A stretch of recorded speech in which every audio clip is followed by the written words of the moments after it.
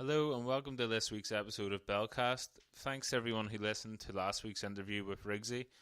It was great speaking with Riggsy and it was good to see the response as well. So, just going by the numbers, there's so many new people tuning in every week, which is fantastic and gives me that added bit of motivation to continue turning these out and meeting new people. So thanks a lot. I do really appreciate it. This week is another episode and it's with Tim-mcgarry. So Tim obviously is most well known for being Dad and Give Me a Headpiece, but he's also a stand-up comedian.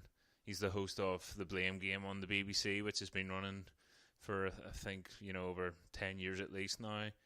And he's just an all-around nice guy. So it was great speaking to him. And here's the interview with Tim-mcgarry. Nice and strong. Okay, I'm here with Tim-mcgarry. So, Tim, do you want to tell us just a bit of your background? How you got to where you are? What, all 54 years you want, or which bit do you want? Robert, it's a pleasure to be talking to you. I was born on the 23rd of June 1964. I don't remember that day very well. I come from North Belfast, at Road, Fort William Park. Very exciting man that I am. I've moved 4 times in a radius of 500 yards of where I was born. Come from a nice Catholic middle class family in North Belfast. My father was a surgeon in the Mater Hospital in Belfast. Right. Mother was a nurse. He married the nurse, and the doctors used to do in those days. And I was number 5 of 6 children. In fact, there was 7th. There was a child who died before I was born, and had a nice, idyllic, some would say, Catholic upbringing in North Belfast. Very nice, nothing to complain about. Child of the Troubles, of course, and all that. We had that to keep us amused, but Nothing big happened while you were in the. The big thing that happened, we had a fire in our house. There was some, we think, loyalists from the bottom of the road came and set fire to our house on the 13th of February 1981. Same day as the Stardust disaster in Dublin. There was a big fire in Dublin where 48 people were killed, and the very same night we were burnt out of our house and nearly killed in what appeared to be, and the police believed was a sectarian attack. That wasn't very nice. Have you ever been in a burning building? Don't No. I would recommend it. But you do learn a vast appreciation of the fire service. Yeah. They were brilliant, because my sister was at the top of the house and nearly died. She collapsed, we couldn't get to her. My father jumped out the window, broke his leg. I and my wee brother were woken up by my mother screaming, drawn out to the front of the house, had our heads stuck out a window when the fire brigade appeared. It was kind of scary. Sure, that was an experience. It was an experience, yeah. And did anything come of that then? Was there anybody done for it? No, it was a busy time for the police in 1981, and they didn't leave much evidence. There was clearly a weird sectarian attack because there was a group of people who they attacked the convent the day before and attacked the church the week after, set a fire to a minibus, and helped the police by writing down who they were. They wrote down that they were the Protestant Volunteer Loyalist Defence Force, and spelt Protestant with a D, which I always remember.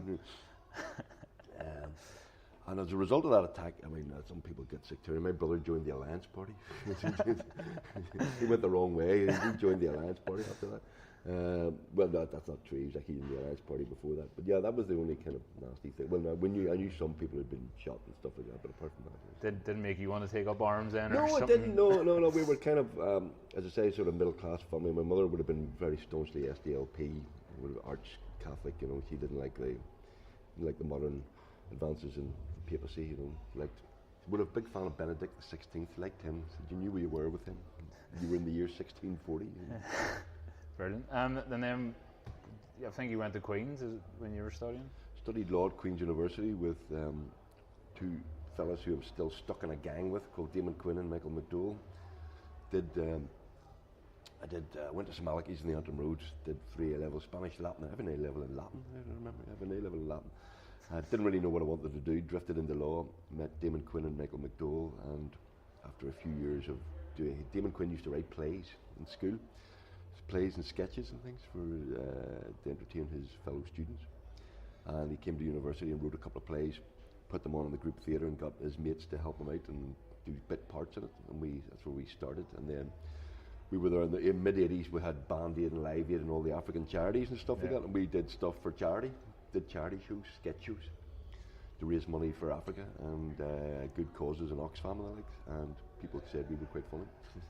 And we kept doing it. And then one day we said, why do we not do it from charity and keep the money? What would happen then? And what happened with then was people stopped coming. And so that's how you met the Hole in the Wall gang? Yeah, Damon and Michael, myself are the core of it. Marty Reid, who plays Uncle Andy, Damon plays Cal and Give Me a Headpiece. Michael plays Billy the Peeler. We're the core, we're the writing team behind it. And we used to write separately, and we did a show in Edinburgh, a bunch of students, and it was an awful show, and there were 12 of us in the cast, and we were basically just having a laugh and enjoying ourselves. The show was terrible, got awful reviews, but there were bits in it that were quite good, and we were very lucky. The head of the manager of the theatre, the Pleasance Theatre in Edinburgh, came and saw our show, told us we were crap, but said, I'm going to introduce you to a guy who's very good. These guys called the Bodgers, who then became a comedy group called Absolutely. A Scottish comedy group, really, really good. They're still doing some work. Jack Doherty and stuff is quite famous. He does a Scottish programme called Scots Patrol. Anyway, they came and saw our show. We're very good and said, why are you doing, because I was brought up on things like Not the 9 O'Clock News and Monty Python. We were doing English accents, doing sketches with English accents, you know. Sellouts. He said, you know, but we had done some local stuff and we'd done some political stuff, and he said, stop talking in English, speak in your own accents, write jokes about what you know, write jokes about what's happening in Northern Ireland, and ditch half the cast, because clearly they were there as pissheads and didn't want to be in it. So we came back in 1987, I think, back to Belfast, and downsized from 13 in the Hole in the Wall gang to 5, and became the Hole in the Wall gang as we... What happened to other disciples? Like, There was a night of the long knives. Some of them weren't very happy. Most of them were very happy, but some of them weren't very happy. Oh. Yeah. Interesting. But they clearly weren't interested. We downsized to 5. There was the 3 of us who did the writing. Marty Reid, who ended up playing the part of Uncle Andy and Give Me a Headpiece, and a woman called Nuala McKeever, who stayed, who was very good, because she was very, very good, and B, she was going out with Michael at the time. So. Yeah, I actually walk past Marty every day. Do you? Yeah, I work on Dublin Road, and Marty's a brilliant comedian and could have been a great actor, but very wisely made the choice to stay in a very secure job in Queen's University rather than trying to be an actor. It's funny walking past him, because you know it's my Uncle Andy, but obviously he's not no moustache or anything. You just know. So it's that's funny. And then I've been stood beside him and people go, right, where's Uncle Andy? You go, that's him there. You go, is it? So how did Give Me a Headpiece start off then? Like, we did lots of stage shows. We did a radio. We were quite successful. We got into Radio Ulster. Did a show. Did a wee comedy piece at the Live and Talkback every Friday for 3 minutes from 1990 for about a year or so. And then our audiences got bigger and bigger. So eventually we got a radio series in Radio Ulster called The Perforated Ulster, and we wrote this spoof play called Too Late to Talk to Billy and Paddy about love across the barricades in the Terror Triangle. And it was a spoof sketch, and we elongated it to half an hour and broke it up into 5-minute segments for the radio series. And that series actually won a Sony Award for the best comedy in the whole of the UK in 1991, which was kind of... We didn't even get invited to the bloody ceremony, didn't even get the award. Who picked it up? The producer and the editor, two producers picked it up, and I didn't have a copy of the bloody thing. And it was a big deal, but we kind of didn't really know, because we were kind of in Belfast thinking about it. But we beat major acts like I think the Today or On the Hour, with the show that launched Steve Coogan was in. Yeah. Beat them, and we were told we were the funniest people in radio in the UK, and sat in our arses, went, well, that's great. So somebody will ring us up any minute now and offer us a large amount of money and to go to London and do a TV show. But so was that shown in the mainland? It was radio. It was radio. Yeah. So it wasn't. So off the back of winning that award, network didn't come near us, but BBC Northern Ireland kind of came near, and then what we did was BBC Radio 4 actually cobbled together the 5 episodes and said, we'll put this out as a one-off. And that was the germ of Give Me a Headpiece, and eventually it took a couple more years, but eventually BBC Northern Ireland said, that's quite a good idea, why don't we do that as a pilot? And it was going to be a one-off pilot, but then the ceasefire happened in 1994, so it was put off for another 8 months. So you had your own ceasefire? Eventually became 2 ceasefires and a wedding, which became the pilot for Give Me a Headpiece. And there's obviously so many characters, and like a lot of the stuff when we were growing up, like the politics we would have got from watching Give Me a Headpiece on a Friday night. Where'd the characters come from? Like, the characters were the original idea was it was as a pastiche of a bad Northern Ireland plays, because before you were born there was a whole lot of series in the 80s were mainly plays written and films written by English people about the Troubles, where every IRA man had a scar and a twitch, and he wanted to get out, but he was never out. And there was also Love Across the Barricades romance that usually ended with a bomb explosion and the two of them being killed and everybody being sad and crying. So we wanted to take the piss out of that. So we had the cross-community relationship, and we had the stereotypical bigot, and we had the Republican character. And it was originally meant as a one-off idea, as a spoof, and it went so well that it was like Martin Lynch in a pub said, just, you know what you've done there, you've created a soap opera, because you've got two families, you've got a man, a dad, which is the classic, you know, Irish family, with a bad marriage, a stupid son, Cal, you've got a cross-community element, you've got a policeman, you've got a Catholic woman married to a Catholic woman, you've got a soap opera there, and we went, well, that's not a bad idea. He's quite right. And the BBC said, well, do you want to make a series on the back of the success of Two Ceasefires and a Wedding, which won a Royal Television Society award?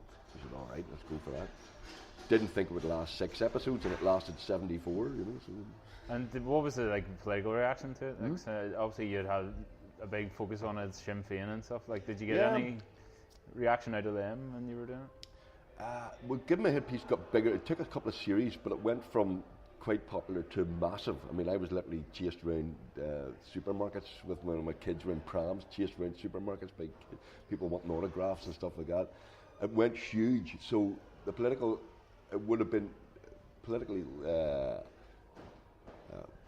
bad for people to say, listen, this isn't funny or I don't like it. So the reaction of politicians who didn't like it, I'm sure there were politicians who didn't like it, was to shut up about it. Though I had heard recently that Gerry Adams hated it. I've heard from a source who knows him quite well, said he hated it, which was kind of good. Martin McGuinness, we met Martin McGuinness before he died, and he claimed to be a fan, and he had at least had a bit of a sense of humour. Biggie and Paisley, we're surprising when Give Me a Headpiece was very big. We had quite a big go with the loyalists in the DUP and stuff, but they were big fans. Used to get tickets all the time to come down to see the show. You know, it was kind of brilliant. And people like Dan Gordon and all obviously came along the Fed Red Hand Luke. How did you just know him on the? We kind of knew him. We did a show. We were involved in a show called The Show. In 1989, 1991, which was a live show that was very controversial because there were sketches that were deemed unacceptable, no doubt live, and there was a big fuss about The Show Must Go in 1989. Look it up, it's actually, the BBC won't ever show it again. It was a live show. Rhonda Paisley was on it being interviewed by Seamus Mallon, or Seamus Mallon was interviewing Rhonda Paisley, and there'd been a woman singing a song called Baby Should I Have the Abortion or Not.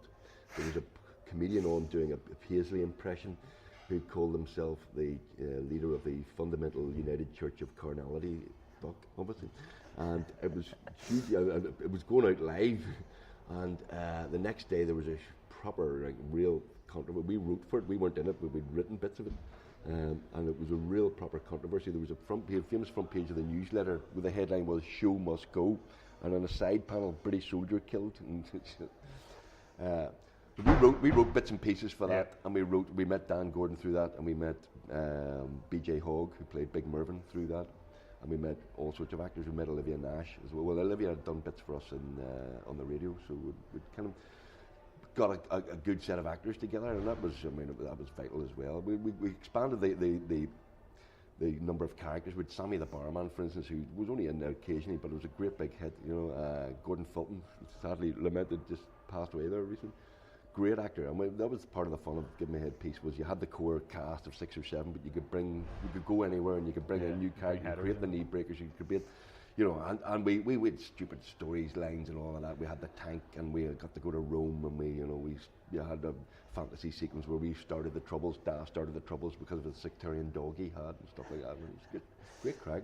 And it's just so interesting when you have people like Dan Gordon, because obviously Dan Gordon, outside of being Red Hand Luke, is does theatre and stuff. And very serious theatre actor, and a bloody good theatre actor. And BJ Hogg as well. I remember when I was in school, he did history programs as well. So I remember he did one about, I think it was about the Battle of the Boyne or something. Yeah. But it was him presenting and being serious, and I was like, that's Big Mervyn. No, he's a very good actor, but comedy's quite hard for some people. Don't get comedy, but PJ and Dan. Well, Dan's character was slightly, because it was a larger than life, character come in and he dominated and ruled everything and just had to be slightly mad. BJ has brilliant comedy timing. He's a really good comedy actor, and the timing is, and the